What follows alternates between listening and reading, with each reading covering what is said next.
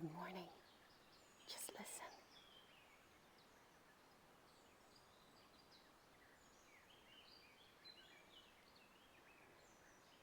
I'm back out in my woods and starting off. Welcome to Transforming Soul Walk. It almost feels like I want to whisper because of the birds and yeah, it's 8:30 in the morning. I just left Ian at work and today I wonder if I can walk the 10Ks from here. It's going to be interesting to see if I can. I hope I can because I really would love to.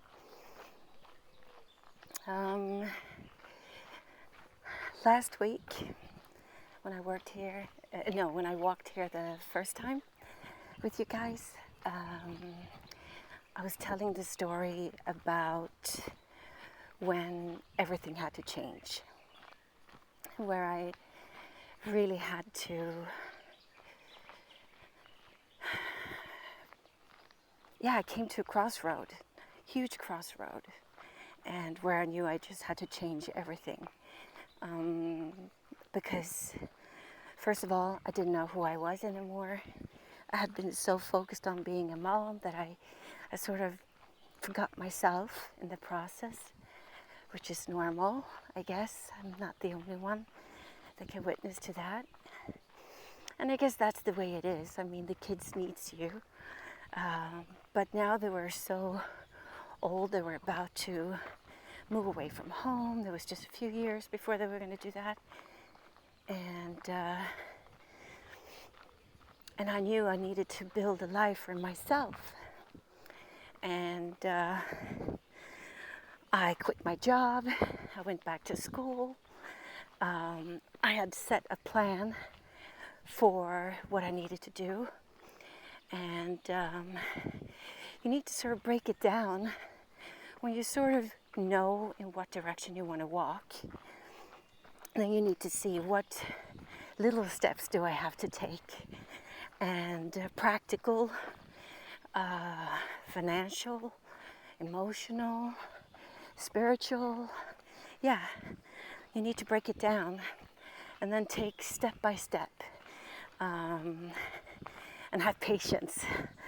That is not my strongest side. Patience has never been something that I don't have patience.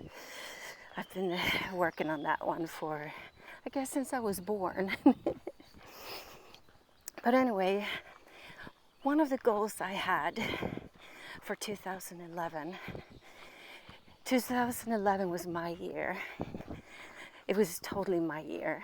I've decided that after whatever everybody else needed, everything else was going to go to me. I was going to be the first priority that year.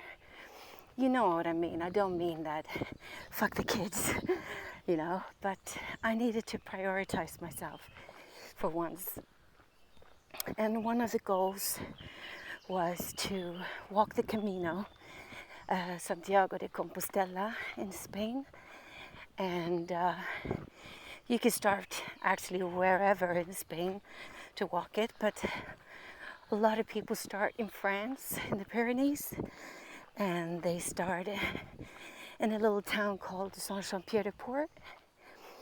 And so you walk over the Pyrenees, and then you cross Spain from the east coast to the west coast. And it's about 800 kilometers. And I knew that because I had already been there twice with two of my kids. That time we only walked about 400 Ks. Yeah, something like that.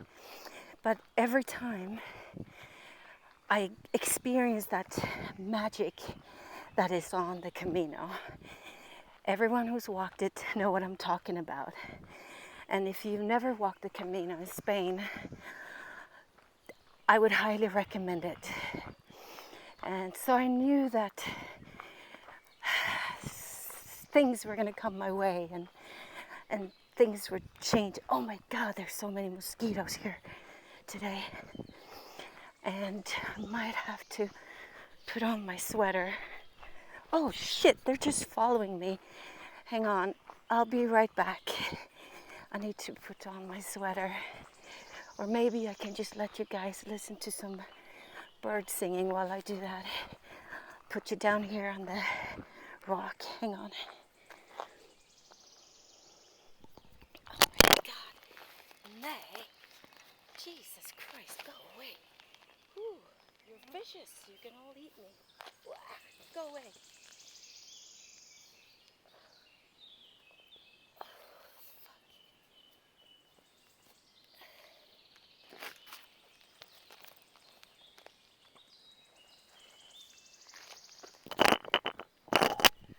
I mean, this is ridiculous. Holy moly, they're vicious. See, it's a good thing I brought my sweater. It's really warm today, but I don't care. They're eating me up. I guess the only negative thing with this woods right now. Sorry about that interruption. Where was I? Oh, let's see here. I need to put this in.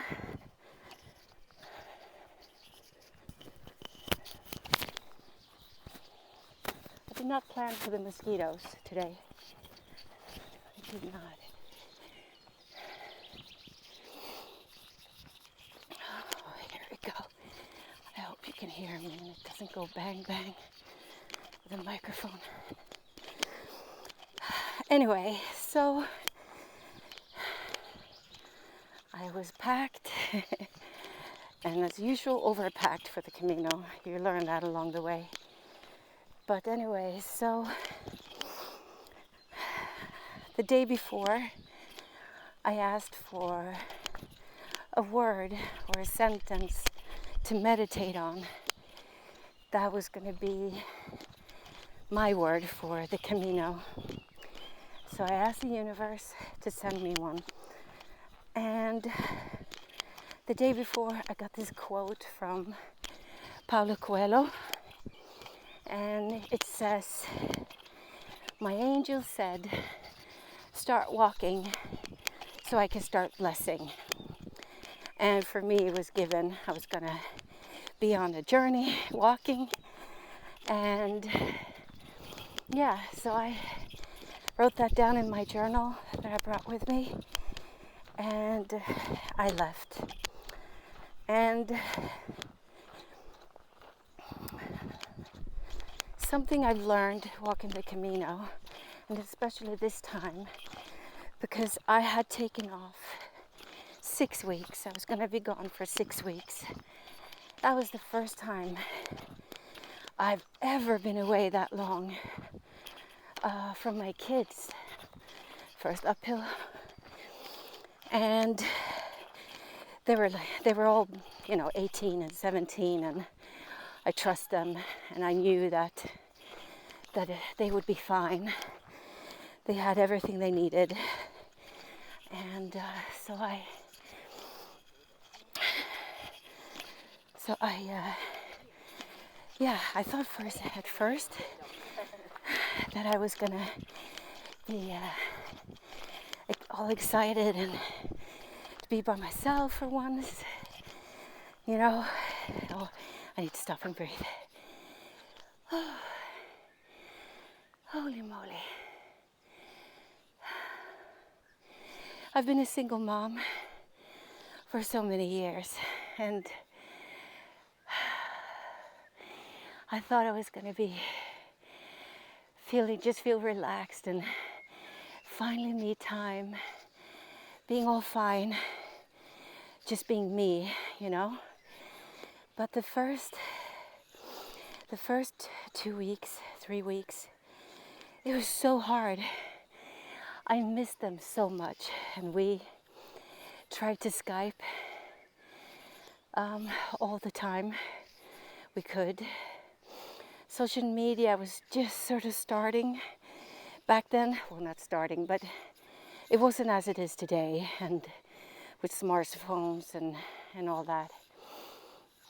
So some albergues, and albergue is a hostel. You live together with other people and other pilgrimage walkers, and so not all of these albergues had computers with Wi-Fi and all that, so I couldn't talk to them every day, but I tried, and I always cried.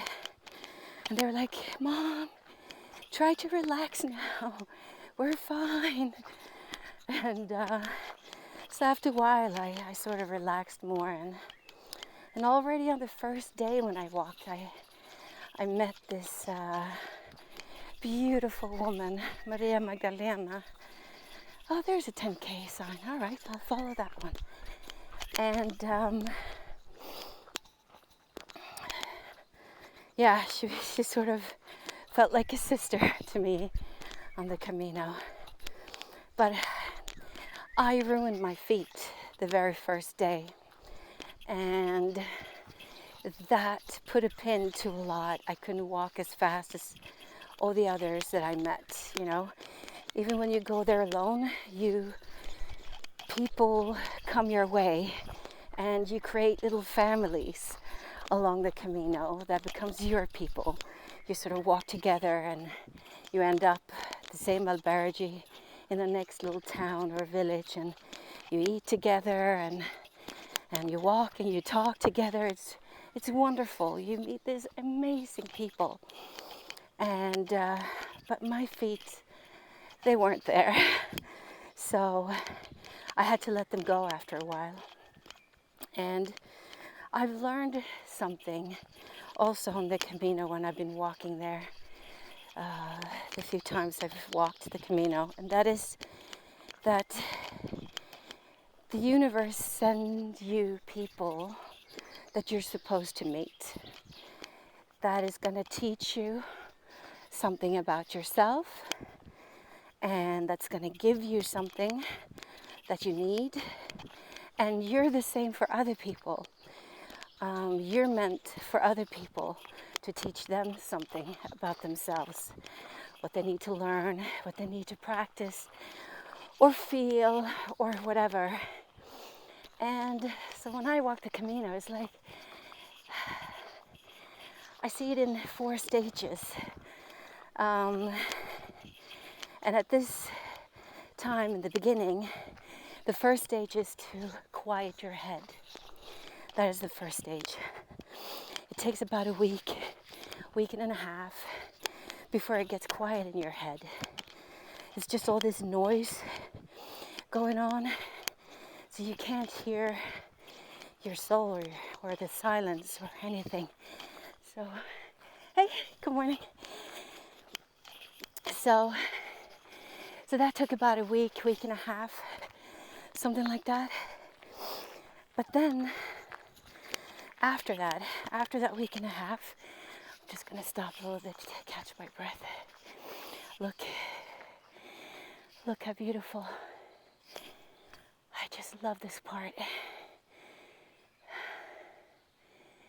Listen to the birds. Now they got quiet.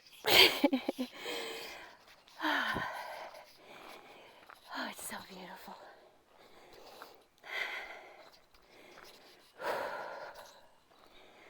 Anyway, so it takes about a week and a half before it gets quiet.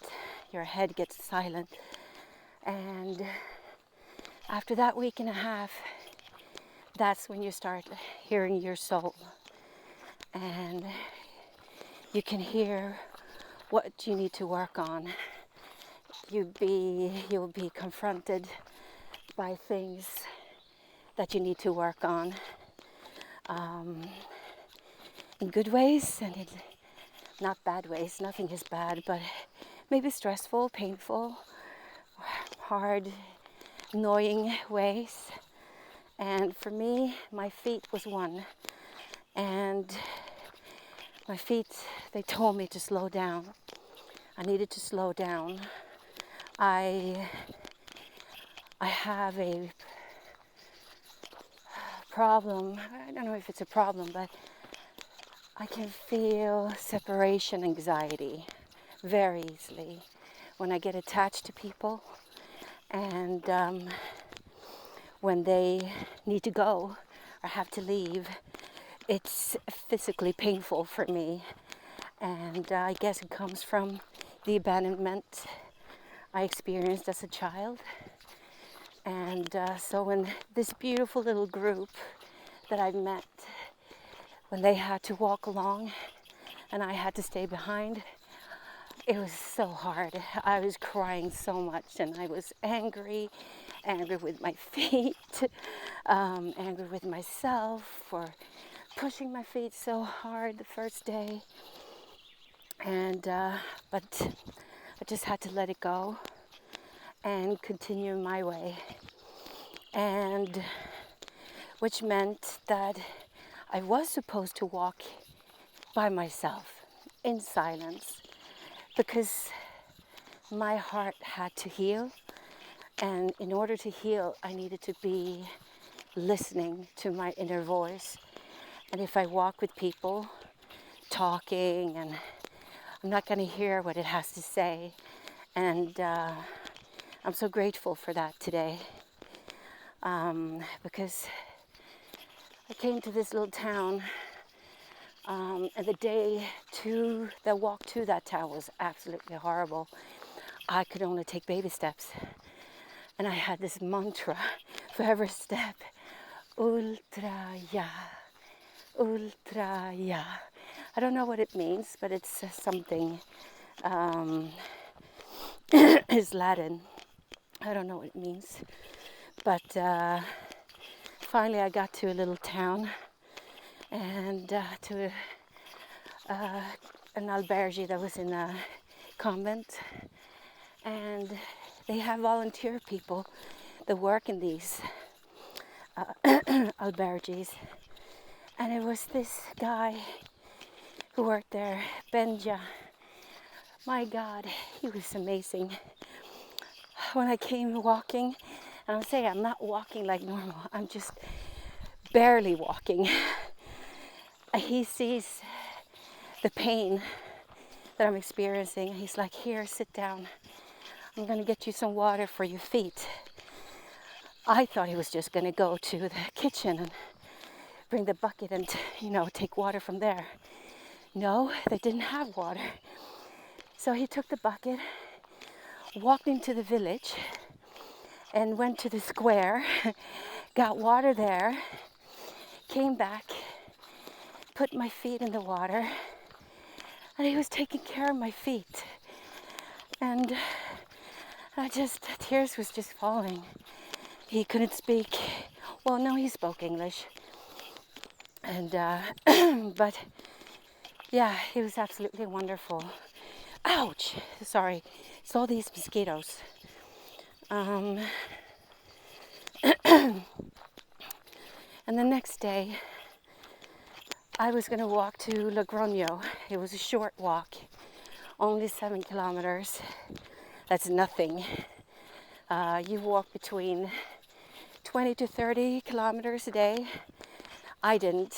I walked around 15, 17 kilometers a day with my feet. But, so 7 Ks was nothing. Well, first of all, I took a wrong turn somewhere. Sometimes you do that. You follow arrows, yellow arrows, and scallop shells. And so it's easy to find your way on the Camino. But sometimes when you don't pay attention, or, like I say, you're not meant to walk that way. If you're meant to walk another way for different kinds of reasons, like this time, I was meant to walk another way to Logroño, where I was not supposed to meet a soul, where it was just me and my soul. And so I was walking there, and I could hear my soul. All right, are we doing it? Are we doing it? Are we doing it? I have a very, how do you say that? Ever since I was a little girl, I've had a very easy connection to my inner voice, my inner soul. I've heard it very easily ever since I was a little child. And the first time I heard my inner voice,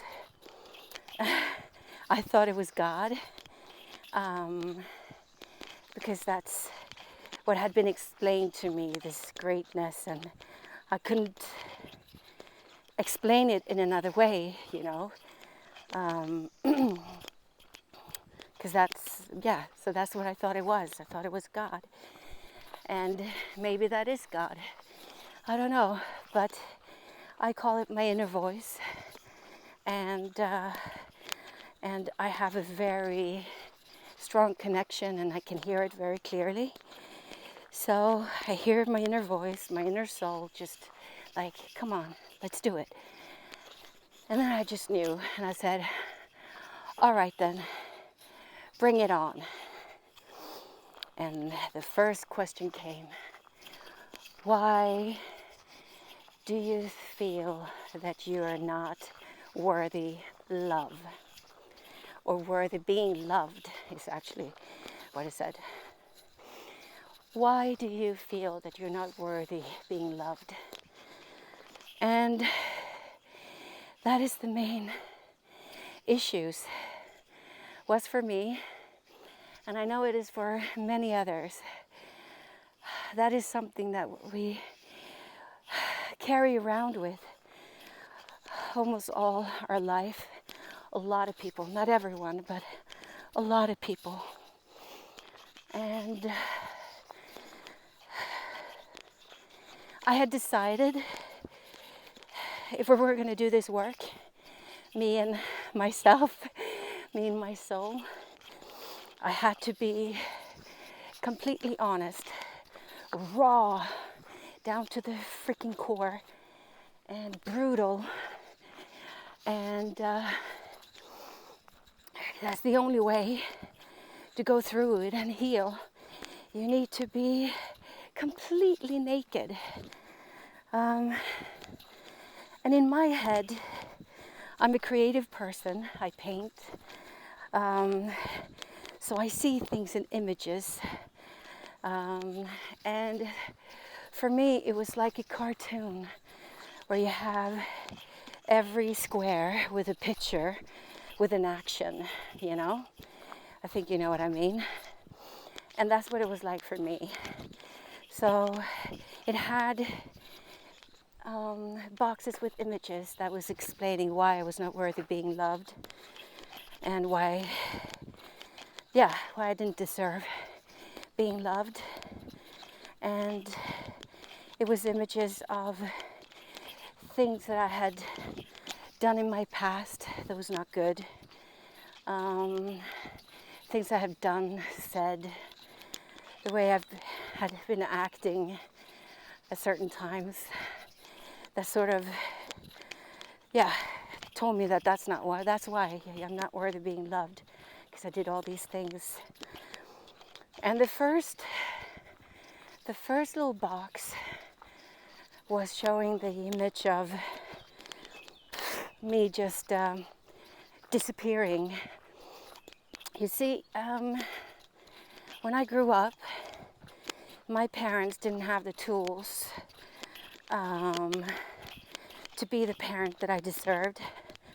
And I knew that, I don't know if I knew, but I guess I did, because I started looking for that in other adults.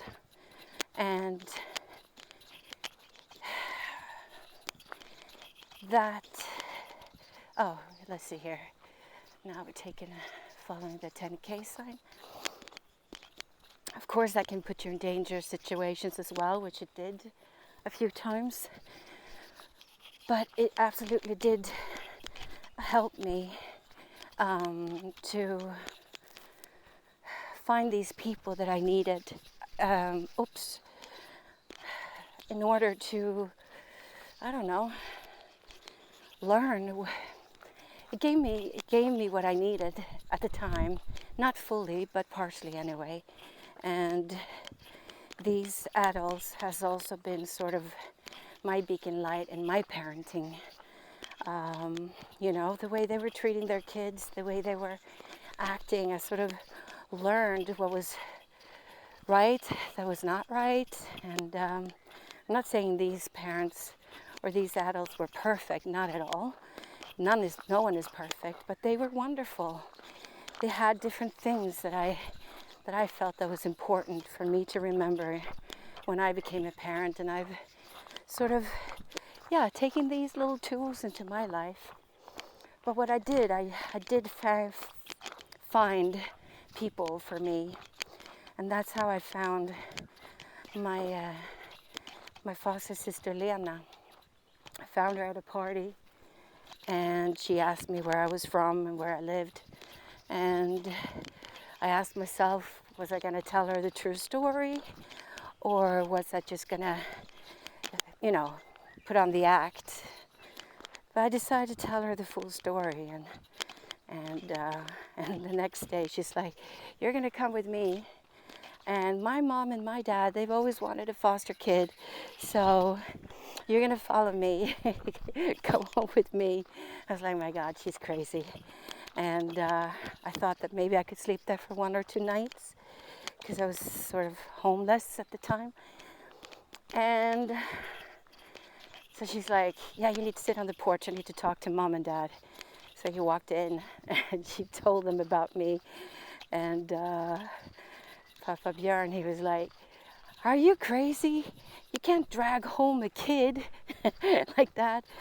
And well, in the end, it actually turned out that they kept me for various reasons after they talked to my mom. So they took me in, and they loved me, and they cared for me. I wasn't really used to this kind of affection, and I loved my sister, and I just loved them so much. But here's the thing. I was a very damaged, traumatized teenager. I was 16 years old, and wild, like you are when you're 16. And I just left. I did not tell them. I just disappeared. And that was the first square that I just disappeared from them, and the way I treated them after they took me in and they loved me and they cared for me. And then here's how it works. So I'll show the soul, the universe, God, whatever, the image. This is why I don't deserve being loved. And then the work continues and starts. And my inner voice says, "All right, did you do it because you wanted to be mean? No. All right. So why did you leave?" I left because I knew that when they finally start seeing who I am, they're not going to want me anymore, and they're going to ask me to leave. So it's better I leave before they ask me to leave. Because I always kept the facade of trying to be this perfect Camilla, because I thought that being yourself, no one would really love me, because I wasn't worthy being loved.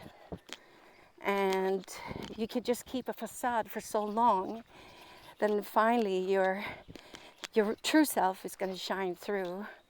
And I thought my true self was ugly, horrible, nasty, worthless. So I left. And So the universe asked me, why did you feel this way? I'm just going to show you. This is what happened when I came home from the Camino that time and I went out here to walk. I was so used to following these arrows. So I saw this arrow, and so suddenly I just turned and I walked another way. But we're not going to follow these arrows right now. I'm following the 10K sign.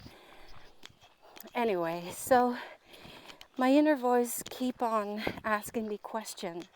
So how come you felt this way? How come you thought that you were a horrible person, ugly, not worthy? Then you have to go deeper. And it doesn't go in a second all the time. And so I tried to look inwards and look back, and then another image came, because I've done this irresponsible thing. And I did a lot of irresponsible things when I was 15 and 16 and 17, but before this time, I did a lot of irresponsible things.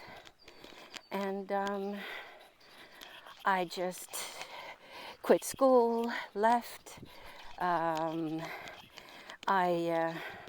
So I could take that image too. That was the next one, because I was studying at senior high school, 1,000 kilometers away from my home, because I just wanted to leave as fast as I could from home. And so I moved to a town called Luleå. It's all the way up north in Sweden, to start music and theater high school. And I lived by myself for the first time, and I couldn't handle it. And I was so curious about the world. I just wanted to explore, and so suddenly when I was up there, I failed going to some of the classes. It was hard. I struggled, and I had met this director the year before, watching one of his teenage movies, like teen pop movies, and I pitched to him a movie, that he should make a movie about being a child of divorced parents. And I didn't know that he had actually started, and until I ran into him up there in Luleå, and he had already started filming, and he said that I was welcome to come and visit the set, be part of it. And I just left without telling anyone. I just dropped out of school. I left that little room I was renting, and but I did it in a bad way. And of course, my mom was super upset. And so that was my second image. I was not worthy of being loved because I was acting so irresponsible. So my inner voice was asking me, did you do it because you wanted to be mean? I said, no. Why did you do it? And I was excited about being part of creating a movie. That was my dream. I wanted to be an actress at that time. So maybe I would get a shot to show what I could, that I was a good actress.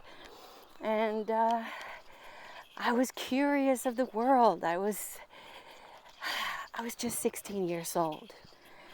All 16-year-olds are kind of irresponsible in their own different ways. And the voice asked me, well, if this was your daughter, because she was 17 at the time. No, she was 16 actually.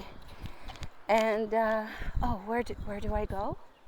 Oh shit, I missed a turn. No, where am I supposed to go? Nämen, all right, I need to go back. I guess I was supposed to turn there. We'll see what happens. Well, anyway, so my inner voice was asking me if this was Denise acting out like this, would she not be worthy being loved? Of course she is. She's just 16. And by the way, at the time, she did a lot of irresponsible things. And so did all my kids around this time, you know, from 15 and 14 and up. And I said, and would you say they're not worthy being loved? I said, of course they are. And also, when I was talking about the time I left the family that took me in, my inner voice was asking me if they knew, if you would have told them, do you think they would kick you out or love you even more? They would have loved me even more. Exactly. If this was your child, or if a child came to you and you took them in and they acted like this, I would love them even more because I knew what they were going through. So that's how I did it. And these 7Ks took me 5 hours to walk. 5 hours. I dealt with every little square in my comic book. I dealt with every image, every feeling, everything that had told me that I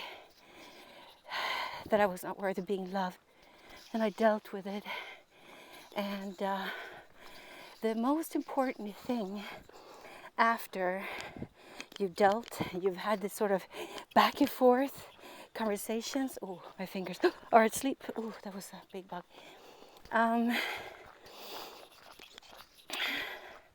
Because you need to go down to the bone. You're almost like a little kid, like, yeah, but I said this. And then you have the psychiatry. Yes, but why do you think? Oh, there's the sign. Totally missed it. So where and why? Why do you think you did that? Where did it come from? How did you really feel? You know. So, but for every image, every little thing that I was convinced I was not worthy of being loved, you need to end it in the right way, because you need to bring forgiveness into your own self, and you need to forgive yourself for not loving yourself. So every time in the end, my inner voice told me, said, you need to forgive yourself now. So I said, I forgive myself for not understanding that I was worthy being loved. I forgive myself for treating me this way, that I've hurt myself, that I have beaten myself up, and I am worthy love, and I love myself. I love myself. You need to say those words. You need to forgive yourself, and you need to tell yourself that you love yourself. And then you continue with the next one, and the next one, and the next one. And by the time I was done, I had actually reached La Grogno, and I was exhausted because my heart was healed now, but it's not like the movies where you hear a symphony orchestra or something that is going, oh, oh, you know, like that. You're exhausted. You just want to drop dead. You don't want to think, you don't want to feel, you don't want to do anything. You're just completely exhausted. And I find the albergue, and when I walk in there, I meet this woman, and her and I, we had met, we had run into each other the day before, I think, or something. And as she was standing there in see her. No, I can't cross. There's a car. And she saw me, and she's like, "Hi, Camilla. Did you just arrive?" And I said, "Yeah, my God." She could tell I was exhausted. And she's like, "You know what?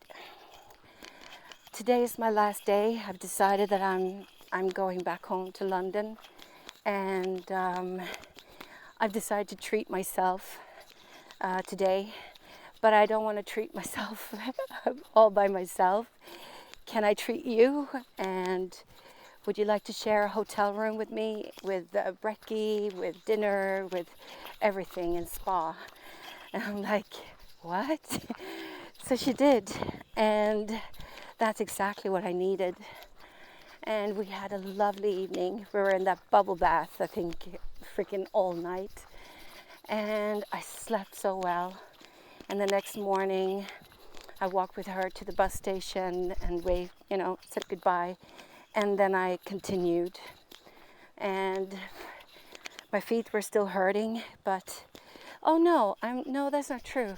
When I was there at the bus station, I made my own decision that I wanted to catch up with my group. So I took a bus to the next stop, but they had walked so fast, they had already continued. So, but I stayed there, and I met Rosanna. She was one of the girls that had sort of been part of the group in the end, and she had decided to stay at this place and just, she needed some rest.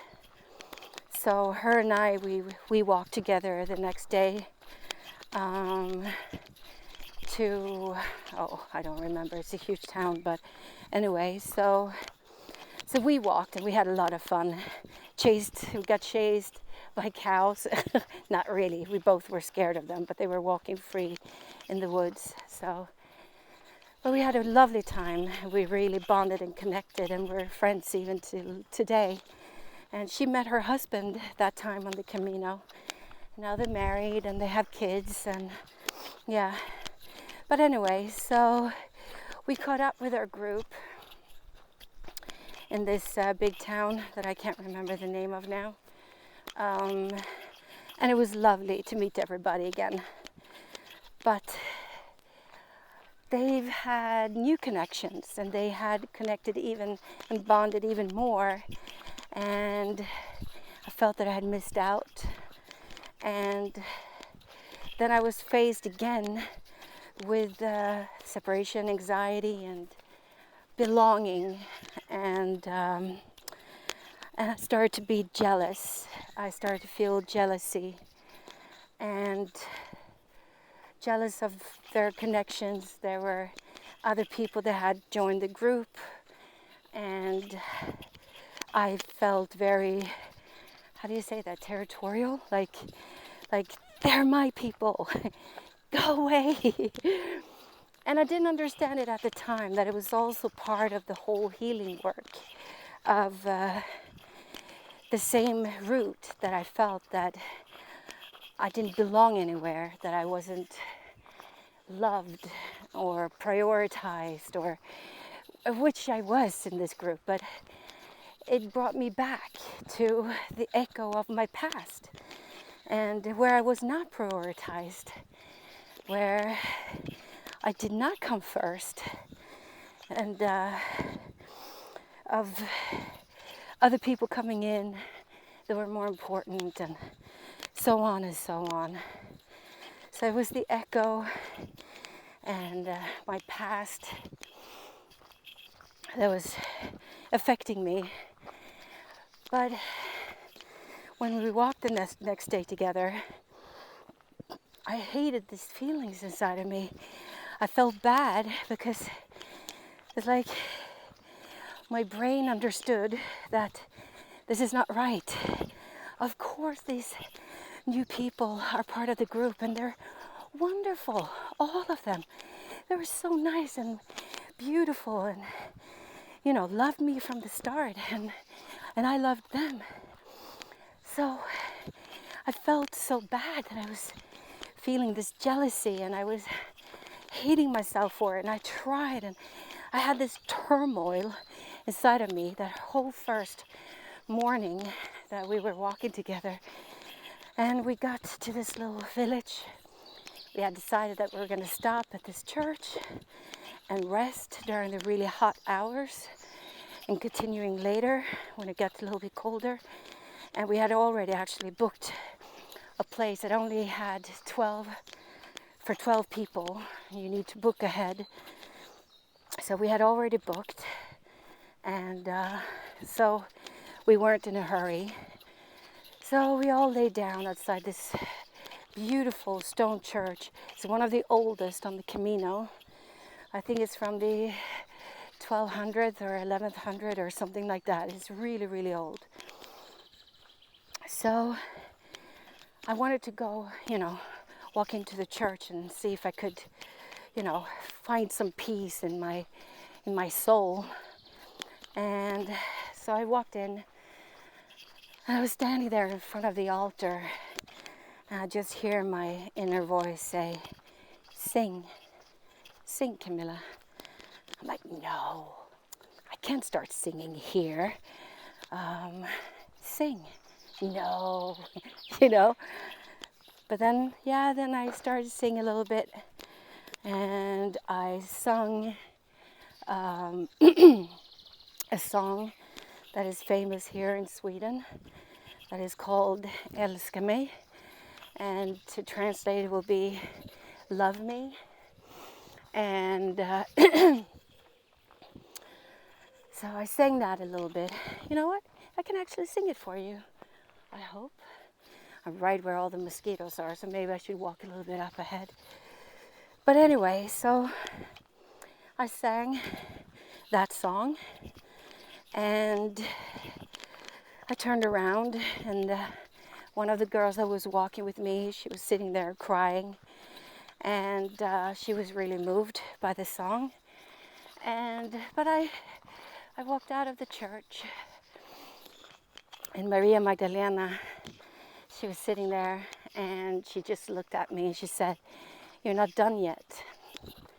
And I knew what she meant. It was like this, when you're all connected to the universe and knows what's going on, it's a very special feeling, such a magical feeling. And I knew what she meant. I said, I don't think I even said anything. I just turned around, walked back into the church, and maybe I can sing here. My voice might be a little dacky, but we'll see. I need to catch my breath. Oh, these freaking mosquitoes. Se mig, för här är jag. Låt mig få komma nära till era hjärtan, så som den jag är. Den jag försöker vara. Ge mig din morgondag, min enda längtan nu och här. Älska mig för den jag är. Min enda längtan nu och här. Älska mig för den jag är. Anyway, I love this song. I sang it on my sister Lena's wedding, and it's been following me, And it's a song where it says, "Love me for who I am." The only thing I really want is for you to see me and love me for who I am. But anyway, so I walked back into the church, and I did what I did on my way to Logroño. I stood there in front of the altar, and in my head, in my heart, I just said, all right, bring it on. what do you want? What do you need? What, I just opened myself up completely. I said, show me. And it felt like electricity came from the ground up in my legs, and like my navel opened up, and this light just came with such a speed and such a power out from my navel, and a song came through my belly up and out of my mouth, and I sung like I've never sung before, in a total different new way. I've never sung like that before in my life. And I don't know how long I stood there. I don't know how long I sang. There's no time. But suddenly, just as quick as its light came, then it just like pulled away from me. And I was just standing there, exhausted. It felt like I had run a marathon. And I was completely exhausted and drained. And I turned around, and there are so many people in the church. They're on their floor, they're on their knees, they're crying, they're praying, it's like this.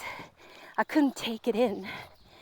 And I was stepping out of the church, and one of my I adopted him as my son, Jorge. He was standing there in the door, and his eyes were just like that. And he said something to me, and I was just answering back in Swedish because I was so exhausted. I was like, I'm too tired now. I just need to lay down. And I came out, and Maria Magdalena, her face, she was just smiling, and she just lay down to sleep now. And I laid down, and I fell asleep. I slept for 2 hours. I woke up, and I thought that these old feelings that I had been fighting with this whole day, I thought that they were going to be gone. I thought that I was healed or whatever, that left my body, but it was still there. And I was so surprised, and I was shocked, and I was like, I didn't understand it. So I decided that I had to walk that last stretch myself, because I really wanted to get rid of it. So I said, I'm just going to walk ahead.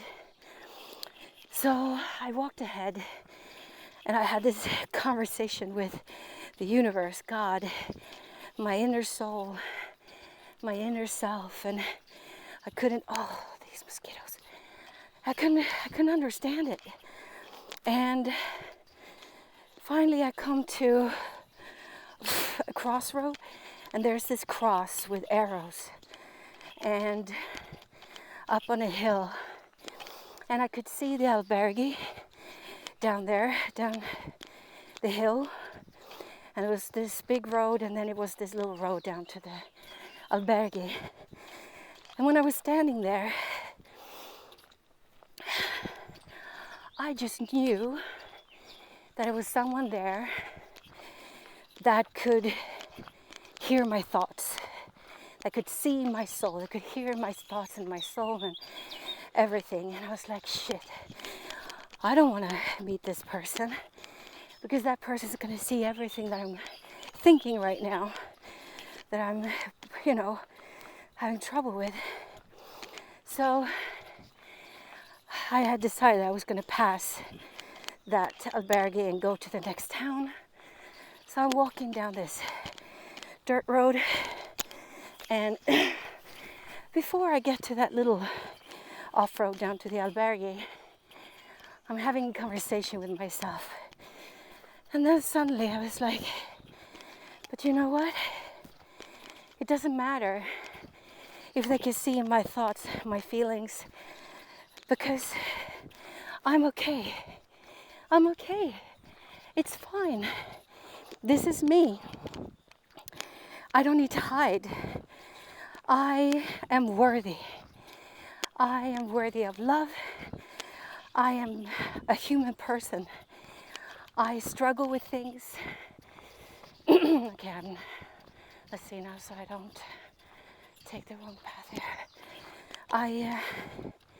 It doesn't matter if that person can see me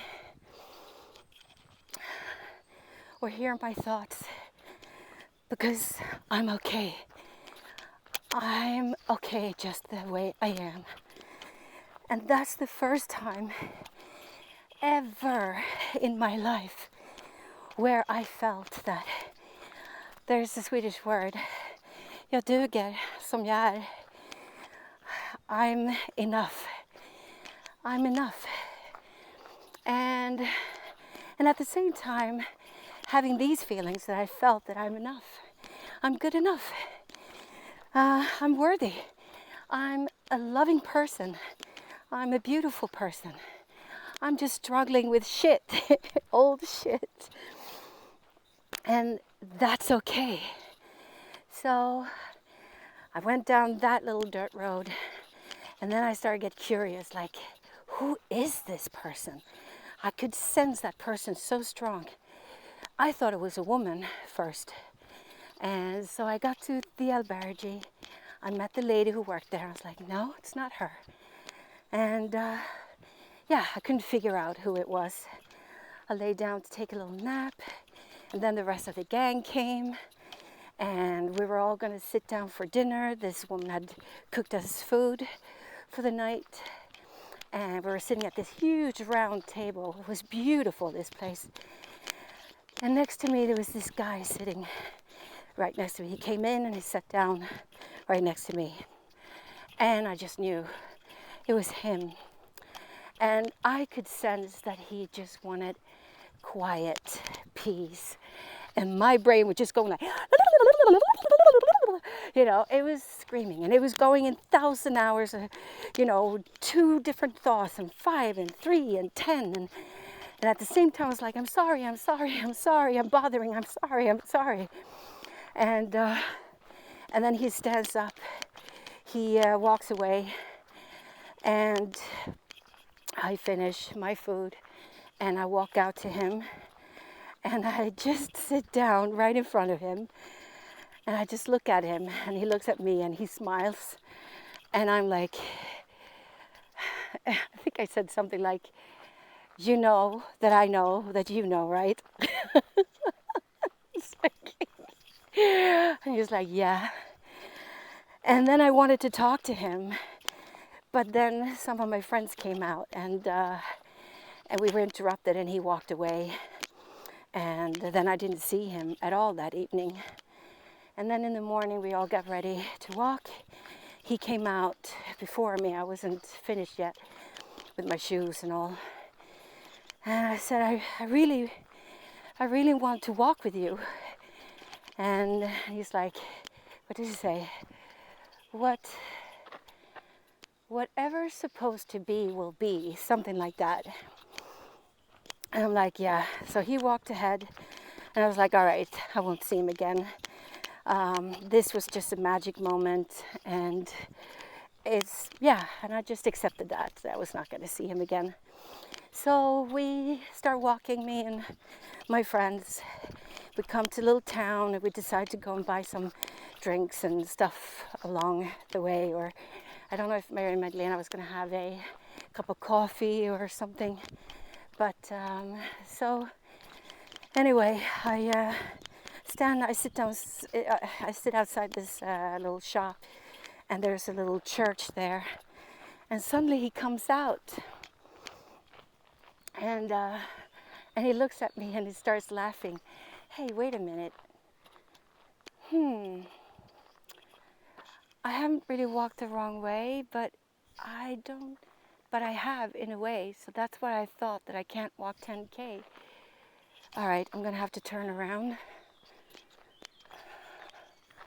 Yeah, that's what I'm gonna have to do. All right, we'll see where we end up. Anyway, so he smiles at me, and I just know that I have to walk with him. So I tell Maria Magdalena that I need to walk with this guy. I'll see you in the next little village. Or she's like, yeah. She's like, be careful. I'm like, yeah. So she walked ahead, and I asked him if I could walk with him, and he said yes. And his name was Michael. And then the weirdest thing, we start walking and we're talking. First we start talking a little bit with words, but then we sort of start talking in our heads. We're just walking in silence, but we're talking to each other. It was the weirdest experience ever. I've never experienced anything like it. And so we walk and we walk. And then suddenly we come to another road, sort of a crossroad. And then he says, in Swedish it says, "Det är fullbordat." I don't really know the right translation in English, but it's like, it's done. It is done. And he turns to me and he said, "I'm going to leave now because it's done what's meant to be done." And then he sort of looked at me and he said, "Don't ever forget that you are light. You're like a sunflower. You shine, and you have a light that is meant for the world. Don't ever forget that." And I remember there was this light around us, and I just hear myself asking, "May I kiss you?" And it wasn't like kiss you, like a boyfriend, girlfriend thing. It was like a holy kiss. And he smiles, he says yes. And I give him a light kiss in the mouth. And then he just walks away. And I walk in the other direction. And I just feel that something had happened, that I had experienced something. And I turned around, because here's the thing. With my separation anxiety, I need to see the other person just walk away till I can't see them anymore. I did it with my kids when they were taking the train up to see their dad. I had to stand there till I could not see the train anymore. I do it every morning when...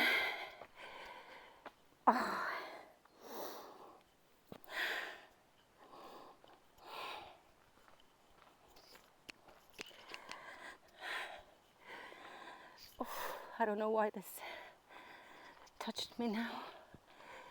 But I do it every morning when Ian leaves for work. I stand there in the window or the balcony and I watch him till I can't see him anymore. Because it feels like they take a piece of my heart when they walk away, like it's being ripped out of my chest. I don't know why I'm crying and why it's touching me so much right now, but it is painful with separation anxiety like this.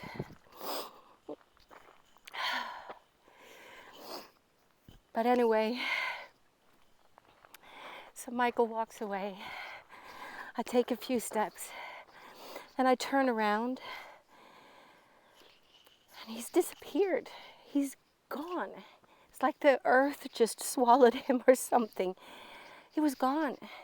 And I couldn't for my life understand where he would have gone, how he could disappear like that.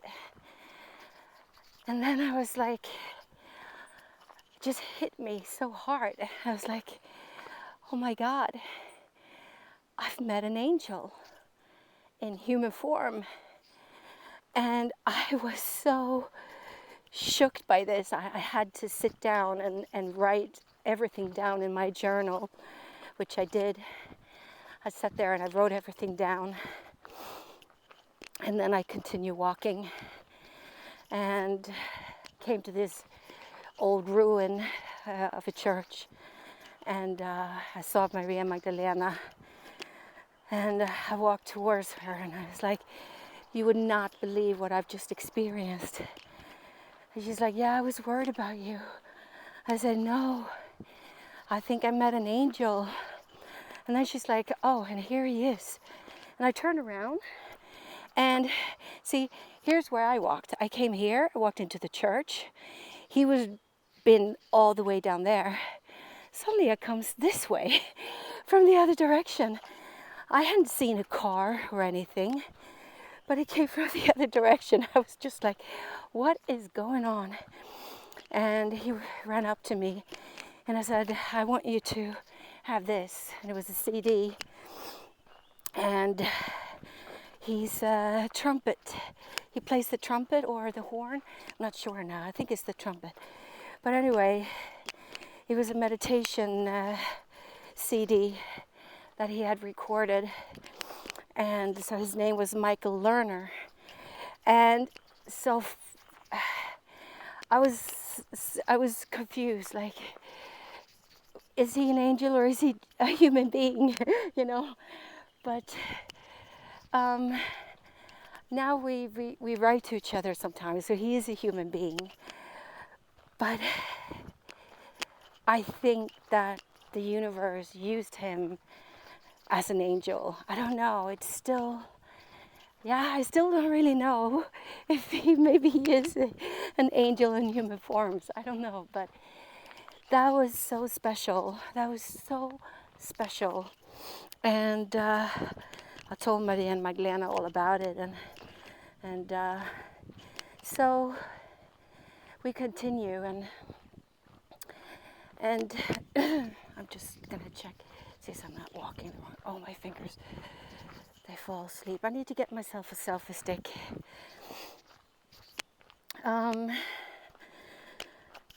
So, back to the stages of the Camino. The first stage is to quiet your mind.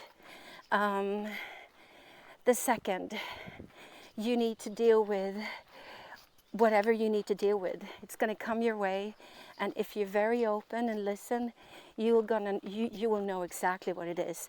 You need to be open also, not just for your inner voice, but the people that come in your way, because they're coming in your way for a reason. So try to be open and listen and pick up whatever it is. And then the third step. The third step is the magic of the Camino.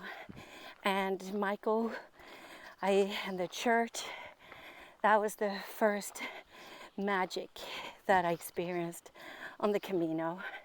I remember we came to a town and we were all sitting outside. There were other people that I haven't run into. And they were all talking about this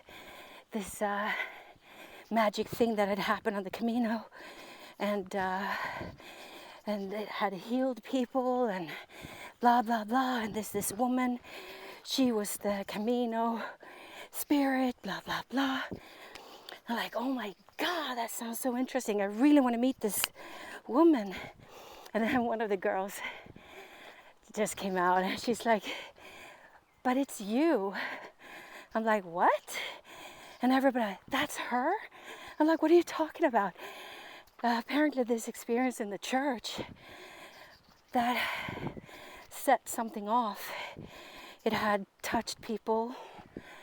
They say it had healed people. I don't know in what way, but, and then the rumor just spread like a fire on the Camino about me. But then we all know, someone says to someone else, says to someone else, says to someone else, and then it grows. And so I guess by that time, the witnesses and the stories about me were exaggerated. But it was funny anyway. But so the third part is the magic. Because then you walked for such a long time. Your mind is quiet. You've dealt with shit. And when you're so tuned in, that's when you are aligned with the universe. And this is where the magic is actually all around us every day and all the time. But we're so clogged up with noise and shit. And shit is all the materialistic shit. I'm not saying that you need to get rid of everything. I wouldn't say I'm a hoarder, but I have so much shit and I have a hard time getting rid of it. But anyway, so you're just one with the universe, which means that whatever you need, you already have. In this life, also in the Camino, but every day, actually, everything we need, we already have. But you get to experience it in a different way on the Camino. Because after these stages, when you're on the third stage, the magic stage, I experienced it so, is it vividly, like direct one day. I woke up and I had a bit of a stomach ache. I felt nauseous and I just felt I need to walk by myself today. I had brought some paint, like aquarelles, and I wanted to sit and paint along the Camino. And so I said to Maria Magdalena, I'll meet you in the next time, next town. I need to walk by myself. And so I walk, I sit down and I paint, and I walk, and I have a bit of a stomach ache. And the only bad thing in Spain is that they only have white bread. And I'm not gluten intolerant, but I'm very sensitive to wheat and white bread. I get constipated really easily, and I can't eat white bread that much. So I was so tired of these bocadillos, and I wanted some almond milk, muesli, black bread, whole grain bread, like all these things. I had such a craving for it. I was walking there and I had this guy walking sort of slightly behind me. And we're walking up a hill and I see this green thing in the middle of the road. Like, I don't know what it's called in English, but it's like a stand, you know, if you go to farmer's market, like a stand like that. And it's right there in the middle of the road. And I come closer and suddenly I see almond milk, muesli. And I think I'm hallucinating. So I turn to this guy and I ask him, do you see something ahead of us? And he's like, yeah. Okay, so what do you see? So he starts explaining to me and I realize that it is true. I'm so happy. And I walk up and this guy, Maria Magdalena, she's sitting there in a hammock and she sees my face. And then this guy comes out and he looks just like Fabio, you know, this romance literature guy, but cuter. He just walks out and Maria Magdalena sees my face and she starts laughing. And this guy comes up and he owns this place. And I don't know, he read me, I guess. And it's like, it's donativo, you can eat as much as you want. And I ate half a package of muesli with a full package of almond milk. And oh my God, I just ate all these fibers and I was stuffed. And Maria Magdalena, she had walked off. She said, I'll see you in the next town. And so this guy is like, yeah, you can take a rest here in the hammock if you want to. So I do. I lie down and I fall asleep. And then when I wake up, I continue walking. I say thank you, and I walk away. And then when I'm walking there, I'm like, oh my God. Well, this was a great brekkie. All I wish that I could have some wok noodles with tofu for dinner. You don't see this kind of food in Spain. So I was like, yeah, but I knew I wouldn't.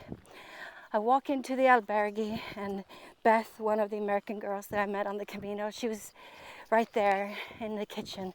She sees me, she's like, hi Camilla, listen, are you hungry? Do you want to share dinner with me? Because I cooked a lot of food. I said, yeah, sure. Do you like walked vegetables and tofu? I'm like, what is this? And that's when I realized whatever I need, it comes to me. And so that's the magic. And a lot of other magic things, of course. And then the fourth part of the Camino is to start practicing the tools that's been given to you during the Camino. That's when you start to set your new ground. You create, you create the universe you want. You start creating the life that you want. You start using the changes that you needed to change for you to continue when you come home. And it sounds easy. Ooh, sorry, it was a spider. It sounds easy, but it's, I missed a turn somewhere.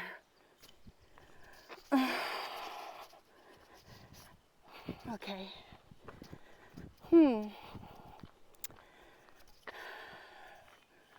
Where am I?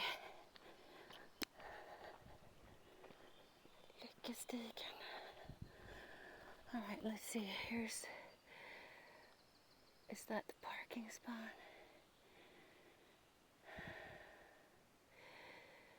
I'm there. I need to go up there. Do I dare? No, I don't.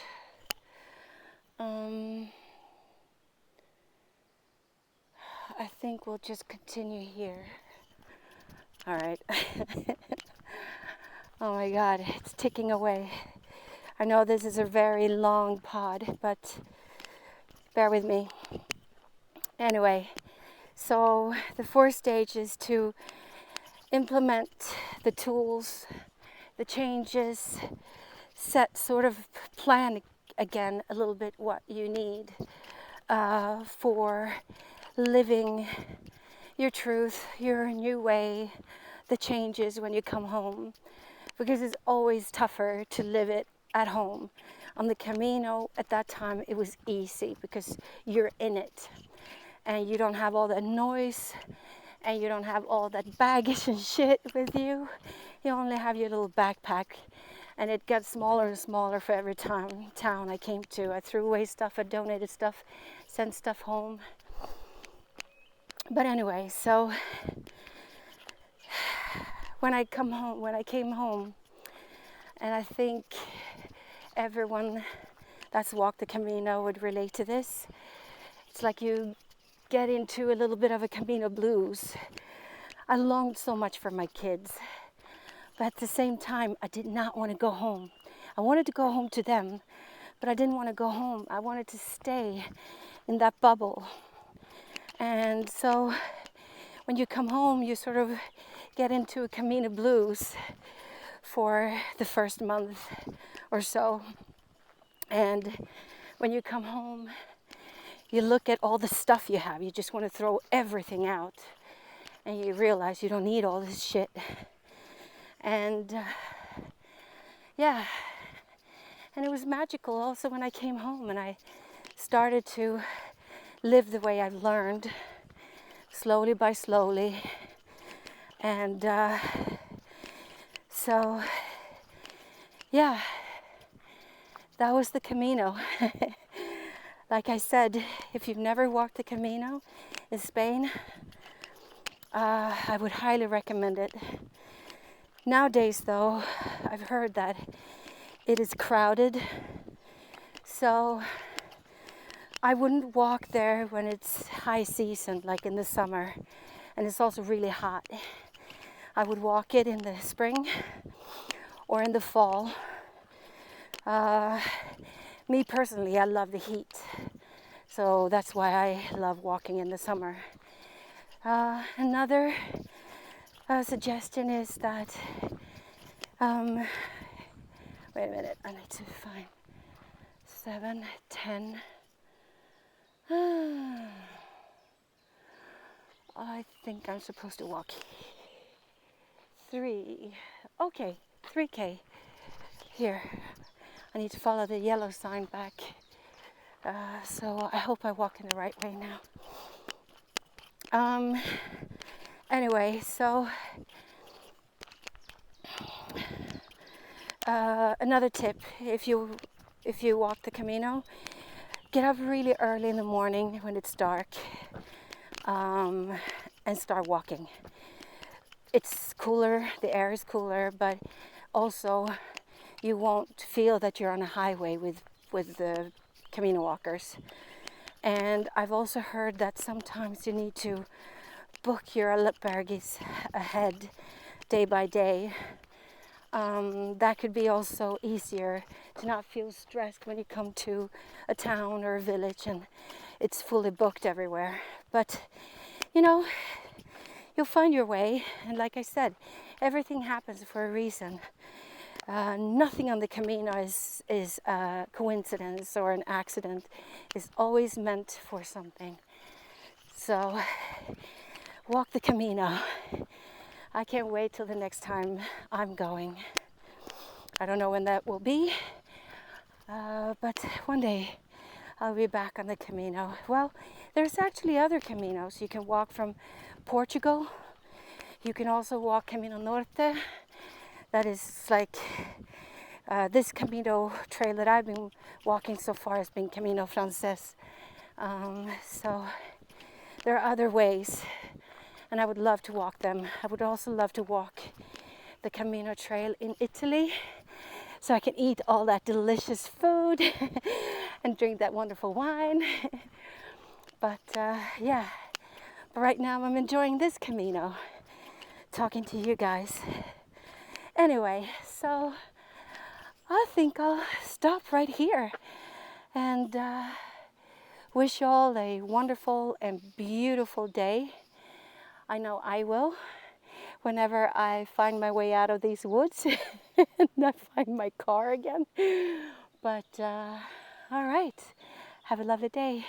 Kisses and hugs. Bye-bye. Ouch.